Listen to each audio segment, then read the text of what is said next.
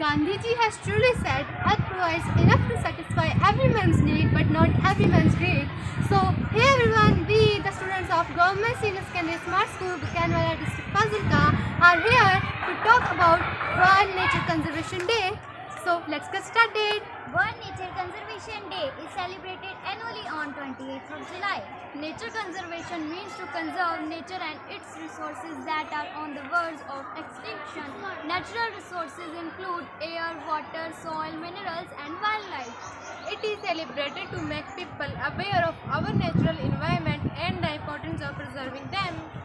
So, this year's theme is Cut Down Plastic Use.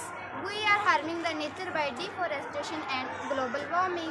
So we should do activities like planting more and more trees and stop doing the activities that are threatening over nature, like stop using plastic because it is non-biodegradable. Then what should we use?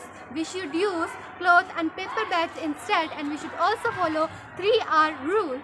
Reduce, reuse and recycle. So let's resolve to conserve our environment. Have a happy